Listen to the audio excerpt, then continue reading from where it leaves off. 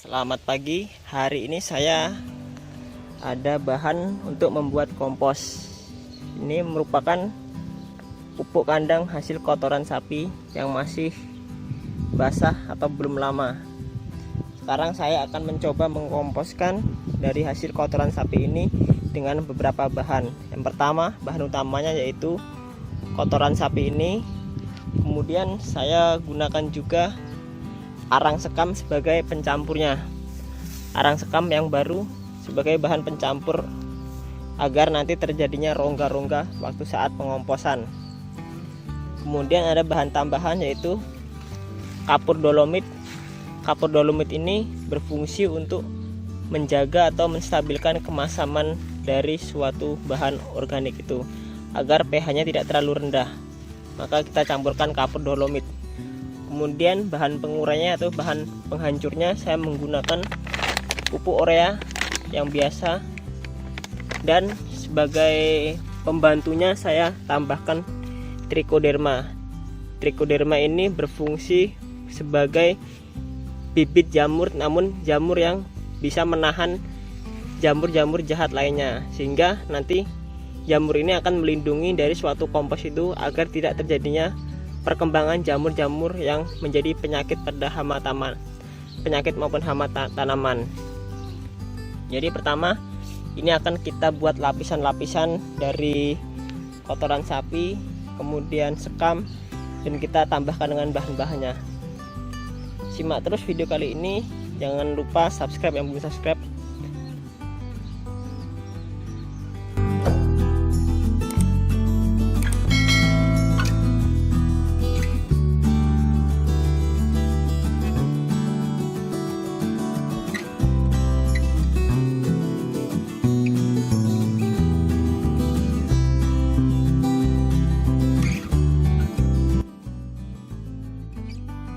Jadi hal pertama yang harus kita lakukan yaitu kita membuat lapisan antara sekam dan pupuk kandang sapi.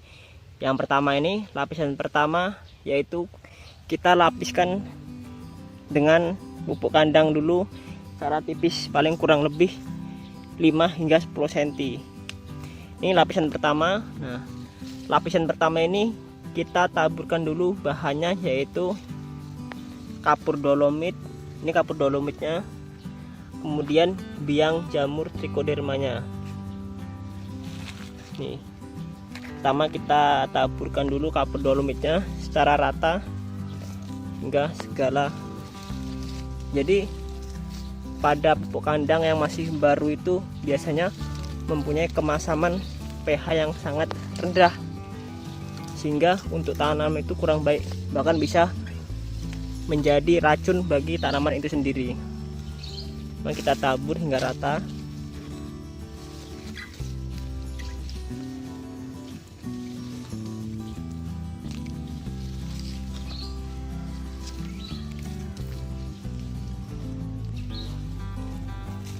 Setelah kita taburkan kapurnya, kita taburkan biang jamurnya secara cukup.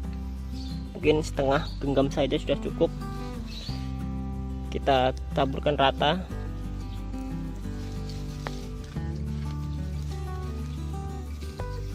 Nah, agar jamurnya bisa berkembang biak dengan baik. Setelah itu kita masukkan lapisan yang kedua yaitu arang sekam. Nah, arang sekam ini yang akan kita pupuk urea. Kita masukkan ke dalam lapisan pupuk kandangnya.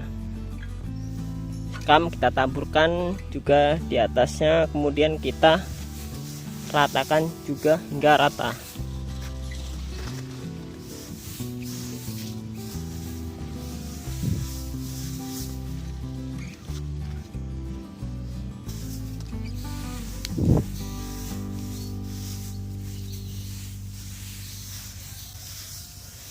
Nah, setelah rata kita berikan pupuk urea. Pupuk urea ini berfungsi untuk menghancurkan sekam-sekam dan juga merombak media itu agar cepat hancur. sengaja saya tidak campurkan urea ini bersamaan dengan jamurnya, karena nanti bisa menyebabkan biang jamur itu rusak karena urea itu bersifat panas.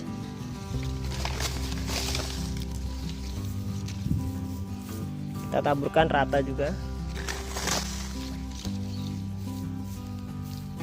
Nah, setelah itu kita siram per tiap lapisnya. Kita siram menggunakan gembor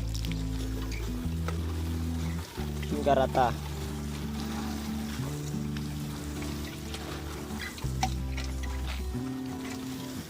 Untuk mengarutkan kapur maupun bahan-bahan yang telah kita campurkan.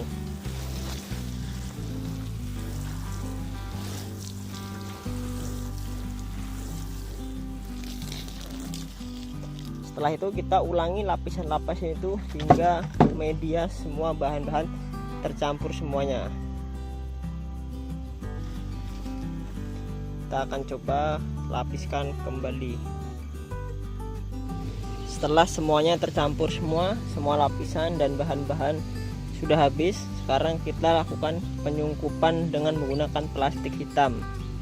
Jadi fungsinya sungkup ini yaitu agar campuran kita atau pengomposan kita tidak terganggu oleh hujan dan tidak terkena panas sinar matahari langsung, agar hasilnya bisa maksimal.